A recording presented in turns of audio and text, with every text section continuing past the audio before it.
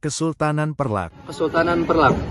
Kesultanan Perlak merupakan kerajaan Islam pertama di Indonesia dan Asia Tenggara yang berada di wilayah Aceh Timur. Kesultanan Perlak diproklamasikan pada tanggal 1 Muharram 225 Hijriah atau 840 Masehi.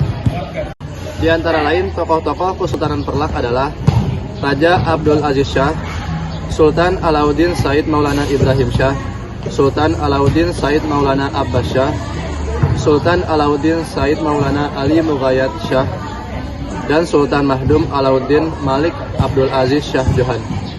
Kesultanan Perlak mencapai puncak kejayaannya pada pemerintahan Muhammad Amin Shah Johan II.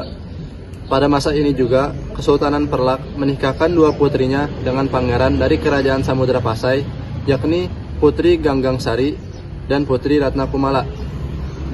Kesultanan Perlak berakhir pada tahun 1912 Masehi. Penyebab peruntuhannya karena perebutan kekuasaan antara keluarga kerajaan, sehingga para pedagang memutuskan untuk pindah ke Kerajaan Samudra Pasai. Selain peninggalan Kerajaan Kesultanan Perlak adalah emas, perak, dirham, dan stempel Kerajaan Kesultanan Perlak. Kerajaan Samudra Pasai. Para ahli sejarah belum dapat memastikan kapan tanggal berdirinya Kerajaan Samudra Pasai. Namun Ibnu Battuta menyebutkan Kerajaan Samudra Pasai berdiri pada tahun 1267 Masehi. Antara lain, tokoh-tokoh Kerajaan Samudra Pasai adalah Sultan Malik As-Saleh, Sultan Malik Az-Zahir I, Sultan Ahmad Malik Al-Zahir, Sultan Nahrasiyah, dan Sultan Zainal Abidin Malik Al-Zahir. Kerajaan Samudra Pasai mencapai puncak kejayaannya pada abad ke-14 di bawah pemerintahan Sultan Mahmud Malik Az-Zahir. Pada masa inilah banyak kerajaan ditaklukkan dan Samudra Pasai menjadi pusat studi agama Islam dan tempat berkumpul para ulama.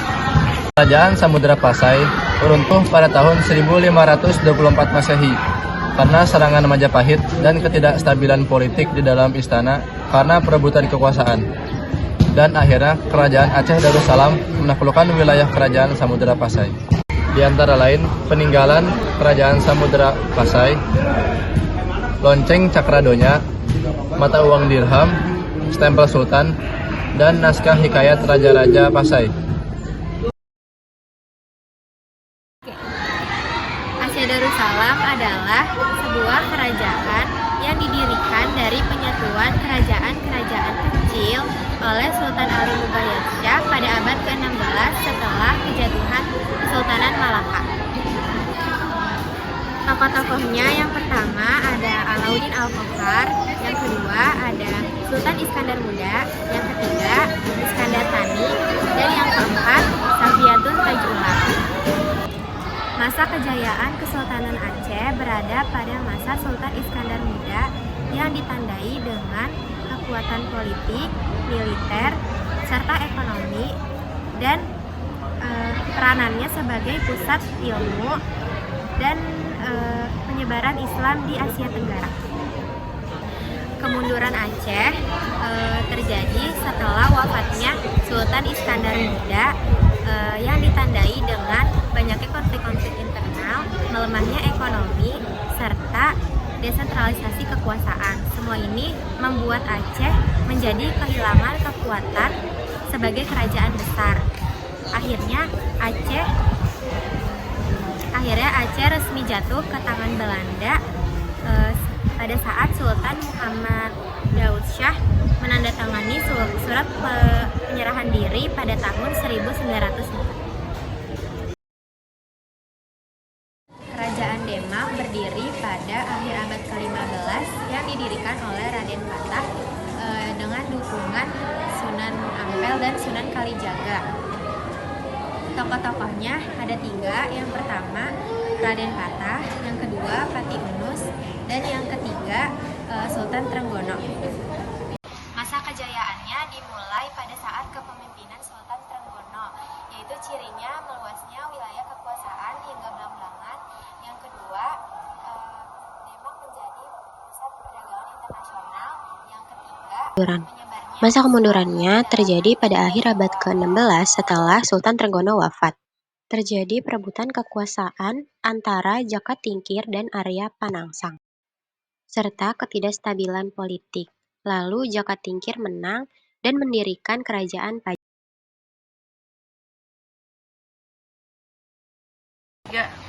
peninggalan kerajaan Demak ada 2. Yang pertama Masjid Agung Demak, yang kedua makam Sultan Agung dan para wali. The next is Kerajaan Pajang. Kerajaan Pajang adalah kerajaan yang berkembang setelah runtuhnya Kerajaan Majapahit dan Kerajaan Demak. Tetapi kerajaan ini tidak memiliki atensi seperti kerajaan-kerajaan lainnya. Pendiri kerajaan ini yaitu Sultan Hadiwijaya atau yang sering kita dengar yaitu Jaka Tingkir, dan diteruskan oleh menantunya yaitu Arya Pangiring. Wilayah kekuasaannya meliputi Jawa Tengah dan Jawa Timur. Setelah wafatnya Sultan Hadiwijaya, terjadi perebutan kekuasaan antara putranya yaitu Pangeran Benawa dengan menantunya yaitu Arya Pangiring, sehingga menjadikan kerajaan ini runtuh atau berakhir untuk selamanya.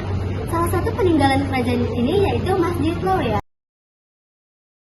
Kerajaan Mataram Islam adalah kerajaan Islam di Jawa yang didirikan pada akhir abad ke-16. Pusat pemerintahannya berada di Kota Gede Yogyakarta dan dipindahkan ke Solo dan Plered. Tokoh penting dalam kerajaan Mataram Islam diantaranya itu ada Panembahan Senopati, yaitu pendiri sekaligus raja pertama di sana. Nah, masa kejayaan kerajaan Mataram Islam terjadi pada masa pemerintahan Sultan Agung Hanyakrokusuma pada tahun 1613 hingga 1645. Runtuhnya itu terjadi berbagai faktor, diantaranya itu ada perpecahan wilayah dan campur tangan Belanda. Nah, peninggalannya itu ada Masjid Agung Gede Kauman. Kesultanan Cirebon bermula dari perkembangan Islam di Kerajaan Pajajaran yang toleran di bawah kepemimpinan Prabu Siliwangi. Anak Prabu Siliwangi yaitu Raden Wolasungsang dan adiknya Rara Santang memeluk agama Islam. Pernikahan Rara Santang dan Syarif Abdullah memiliki anak yaitu Syarif Hidayatullah, yaitu sebagai Sunan Gunung Jati yang mendirikan Kesultanan Cirebon setelah Cirebon berhenti membayar upeti kepada Pajajaran. Kesultanan Cirebon mencapai puncak kejayaannya pada masa kepemimpinan Sunan Gunung Jati yang dikenal dengan strategi dakwahnya.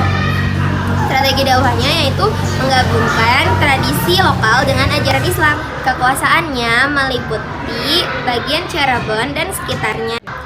Setelah wafatnya Sunan Gunung Jati, terjadi perselisihan internal di antara keturunannya yang menyebabkan perpecahan menjadi 4 kesultanan kecil. VOC memanfaatkan perpecahan ini dengan politik adu domba, kemudian melemahkan kesultanan hingga akhirnya jatuh ke tangan Belanda. Tokoh-tokoh pentingnya yaitu Prabu Siliwangi sebagai Raja Pajajaran, dan yang kedua ada Raden Wolasungsang sebagai Pangeran Cakrabuana, dan yang ketiga ada Rara Santang sebagai Syarif Famudaim, dan yang terakhir ada Syarif Hidayatullah sebagai Sunan Gunung Jati. Peninggalannya ada Masjid Agung Sang Cipta Rasa Cirebon, Astana Gunung Jati yaitu pemakaman Sunan Gunung Jati, dan warisan budaya. Warisan budaya ini adalah perpaduan budaya Islam dan tradisi lokal.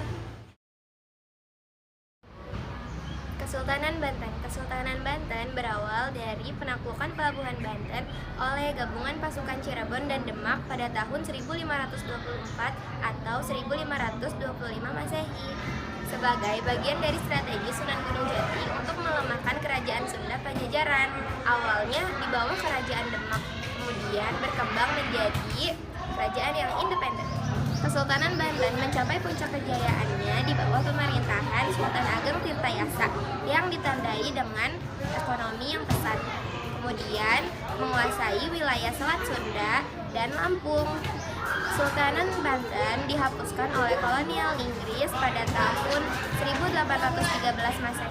Sultan Muhammad Syafiuddin dilengsarkan dan diasingkan oleh Thomas Stamford Raffles. Tokoh-tokoh pentingnya ada 4. Yang pertama, Sunan Gunung Jati. Yang kedua, Sultan Maulana Hasanuddin. Yang ketiga, Sultan Ageng Tirtayasa. Dan yang terakhir, Sultan Muhammad Syafiuddin. Peninggalan Kesultanan Banten yaitu adalah Masjid Agung Banten. Yang kedua, Keraton Sorosowan. Yang ketiga, Benteng Spilwik. Yang keempat, Keraton Kayugon. Dan yang kelima, Danau Tasikardi. Yang keenam, Vihara Avalokiteshvara. Dan yang ketujuh, Mariam Kiamuk. Kerajaan Banjar adalah kerajaan bercorak Islam yang terletak di Kalimantan Selatan dan berdiri pada tahun 1526 di Banjarmasin. Kerajaan ini awalnya merupakan kelanjutan dari Kerajaan Negara Daha yang pada saat itu dipimpin Raja Sukarama, sebelum akhirnya didirikan secara resmi oleh Raden Samudra. Tokoh-tokoh penting dalam kerajaan Banjar yang pertama, Sultan Suryansyah, Sultan pertama pendiri Kerajaan Banjar, Sultan Adam, dan Pangeran Antasari. Masa kejayaan Kerajaan Banjar mencapai puncak kejayaannya pada abad ke-17 hingga awal abad ke-19. Wilayah kekuasaan Kerajaan Banjar meliputi sebagian besar Kalimantan Selatan, Kalimantan Tengah, dan sebagian Kalimantan Timur. Penyebab keruntuhannya karena perlawanan terhadap Belanda yang pada saat itu dipimpin oleh Pangeran Antasari yang berakhir dengan kalahnya pihak Banjar. Peninggalan Kerajaan Banjar ada 3, Candi Agung, Makam Sultan Suryansyah, dan Masjid Sultan Suryan. Penyebaran Islam di Nusa Tenggara dimulai dari Pulau Lombok, khususnya di Kerajaan Watu Parang, yang dulunya beragama Hindu dan menjadi pusat perdagangan penting. Ajaran Islam masuk ke daerah ini dimulai dari Sunan Prapen dari Sunan Giri. Dari Lombok, Islam kemudian menyebar ke Sumbawa dan Bima. Penyebaran Islam di Bima diperkirakan terjadi pada masa pemerintahan Sunan Giri, antara tahun 1506 sampai 1546 Masehi. Kerajaan ini memainkan peran penting dalam hubungan politik dan perdagangan di wilayah tersebut. Di wilayah Nusa Tenggara, Kesultanan Bima menjadi pusat penting dalam penyebaran Islam. Kesultanan ini dipimpin oleh Sultan Islam pertama. Kekuasaan Bima mencapai puncaknya pada masa pemerintahan Sultan Abdul Khair II dan Luqmanul Hakim. Kesultanan ini dikenal dalam berbagai catatan sejarah, termasuk isu tentang wafatnya Sultan, pergantian pemimpin, serangan perompak, serta meletusnya Gunung Tambora pada tahun 1815 Masehi. Kerajaan Gua Talo berada di daerah Makassar, Sulawesi Selatan. Kerajaan ini merupakan hasil dari penyatuan dua kerajaan besar, yaitu Kerajaan Goa dan Kerajaan Talo. Kerajaan ini bersatu pada abad ke-16 dan Islam menjadi agama resmi Kerajaan Gua Talo pada tahun 1605 pada masa pemerintahan Raja Goa ke-14 yaitu Sultan Al-Amin. Masa kejayaan terjadi pada abad ke-17 saat Sultan Hasanuddin memerintah, menjadikan Makassar sebagai pusat perdagangan internasional dan penyebaran agama Islam di Indonesia Timur. Namun, kemunduran datang akibat dari serangan VOC yang berujung pada perjanjian Bongaya pada tahun 1667, membuat kerajaan kehilangan kedaulatannya. Gua Talo maju dalam berbagai bidang, diantaranya bidang perdagangan, maritim, dan pendidikan Islam. Di antara lain, peninggalan kerajaan Gua Talo adalah Masjid Katangka, Benteng Somba Opu, Naskah Tentara, Makam Raja-Raja Goa, dan Benteng Fort Rotterdam. Kerajaan Ternate merupakan kerajaan Islam kedua di wilayah Maluku, didirikan pada abad ke-13. Ternate tumbuh sebagai kekuatan besar karena perannya dalam perdagangan rempah-rempah, terutama cengkeh. Tokoh-tokoh penting dalam kerajaan Ternate diantaranya itu ada Sultan Ba'abullah, yang kedua ada Sultan Zainal Abidin, dan yang ketiga itu ada Sultan Hayat. Masa kejayaan terjadi pada pemerintahan Sultan Ba'abullah, di mana wilayah kekuasaan meluas hingga ke sebagian selatan Filipina, Sulawesi, sebagian Papua, dan Maluku lainnya. Kerajaan mulai melemah pada abad ke-17 karena konflik internal dan perebutan kekuasaan. Peninggalan kerajaan Ternate itu diantaranya itu ada Keraton Kesultanan Ternate dan Masjid Sultan Ternate.